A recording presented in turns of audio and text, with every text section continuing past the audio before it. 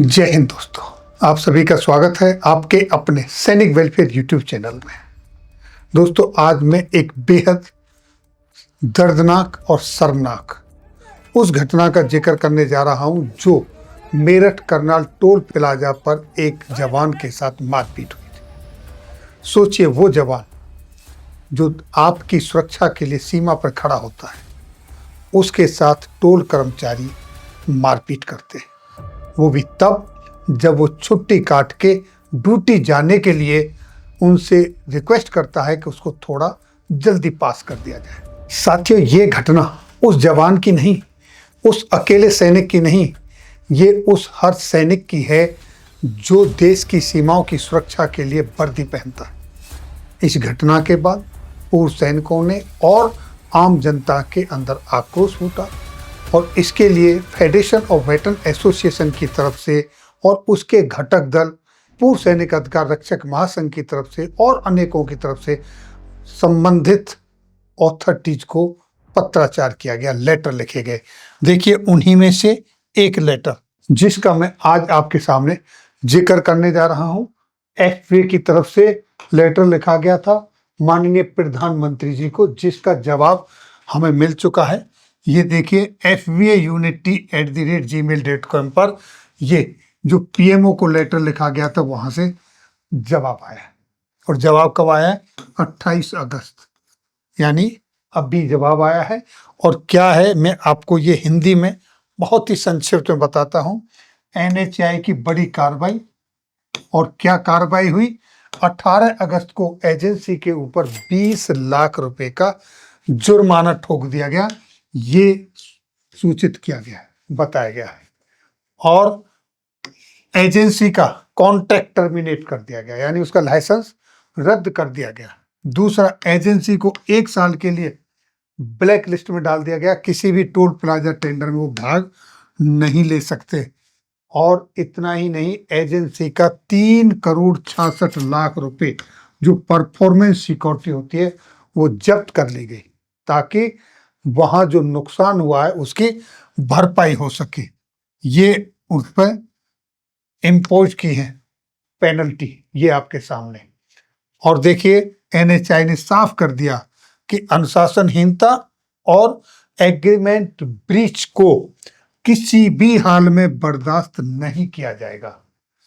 इसके साथ ही साथ अन्य टोल प्लाजाओं को वार्निंग जारी की गई है कि नेशनल हाईवे पर सेफ एंड स्मूथ ट्रेवल सुनिश्चित करना सबसे बड़ी सरकार की प्राथमिकता है, ये मैसेज दिया है।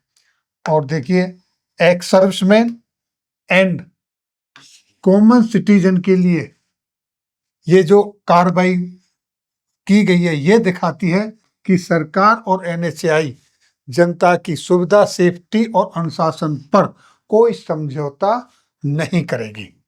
एक्स सर्विसमैन व आम नागरिकों के लिए यह विश्वास दिलाने वाली खबर है कि टोल प्लाजा मैनेजमेंट पर अब अकाउंटेबिलिटी और ट्रांसपेरेंसी और भी कड़ी होगी। और एनएचएआई की इस कार्रवाई ने सभी टोल एजेंसियों को यह साफ संदेश दे दिया है कि अनुशासन तोड़ने और रूल्स वायलेट करने वालों पर इमीडिएट और स्ट्रिक्ट एक्शन लिया जाएगा।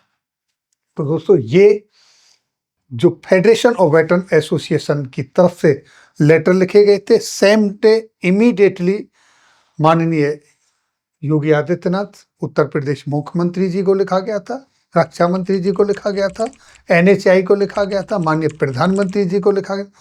जितने भी संबंधित अथॉरिटीज हैं उन सबके साथ पत्राचार हुआ था। उसी में पीएमओ की तरफ से ये रिप्लाई मिला है।